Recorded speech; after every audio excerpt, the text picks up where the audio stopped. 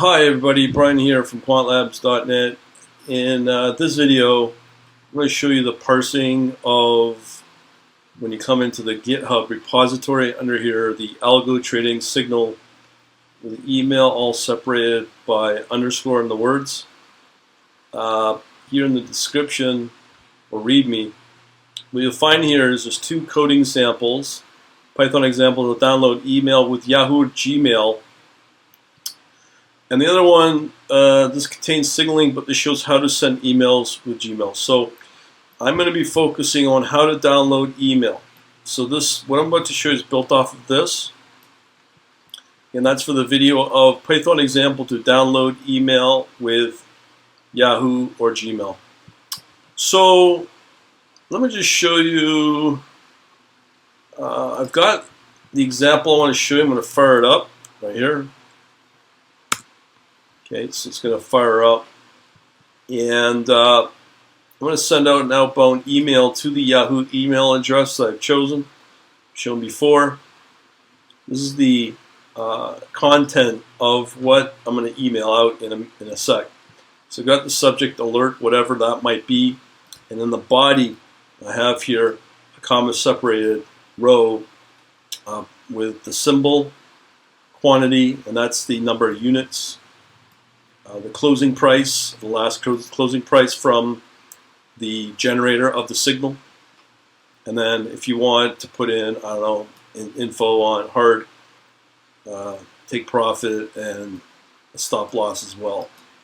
So everything, as I said, is comma separated. So let me go into my email client here.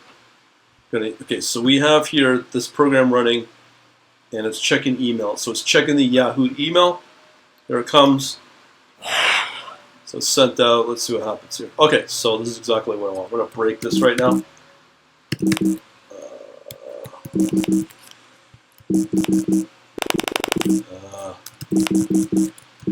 Sometimes get old Mac. Let me just pause it. So what it's doing is here's the body of the email that I mentioned. And as I said, this is the line that it read in the body. So you can see it's all comma separated as in here. But what I've done is I parsed it all out. So we know the pair that we want to focus on to send a signal on, let's say an order, to do a quantity of 1, closing price at 45, and the take profit, this, and the stop loss at that. So let me show you the coding of that section. So in here in the code, if you go back to that previous video that I mentioned, found in the GitHub right here, Python example to download email with Yahoo or Gmail.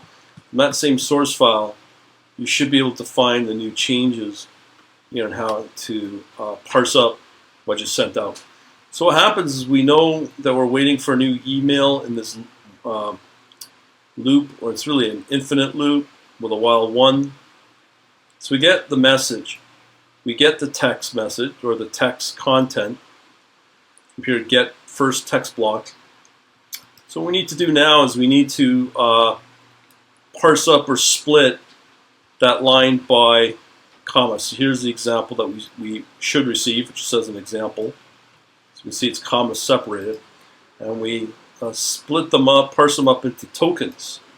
So now we know that we have them in tokens separated by a comma. We know that the first token, zero based again, no different than C.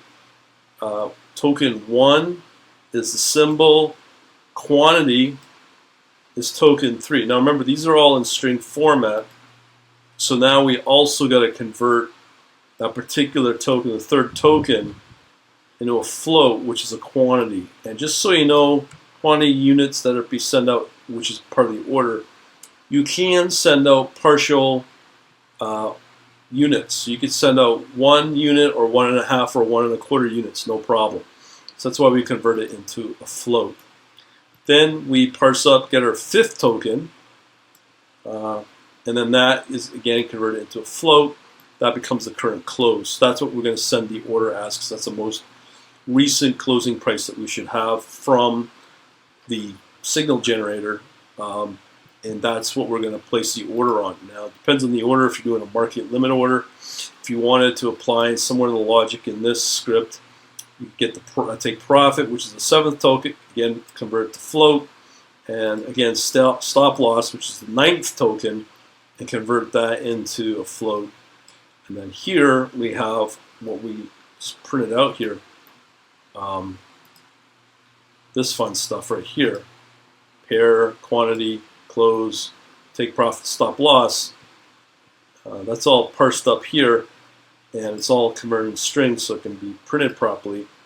And that's how you get all the necessary information that you need to send out an order. Now, depending upon your broker, again, in my case, if you're using that analytics service that I've got, that's going to be using Oanda data, broker data from Oanda. So essentially you want to use, I strongly encourage you to use the same broker as you get the data from. So if the data is coming from Oanda, you want to use Oanda as your broker.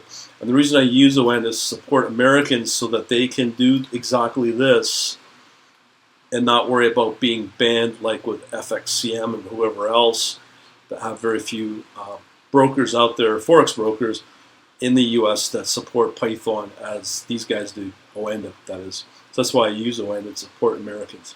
So that's really important to understand. And then you can send your order out via Oanda. Now, you may be going, well, where can I get information on how to use the API with Oanda? Well, come under here. I just did a course a few weeks ago on that, an hour video showing all the different ways to use it. The best way to do it is if you come under store. Actually, let me show you here.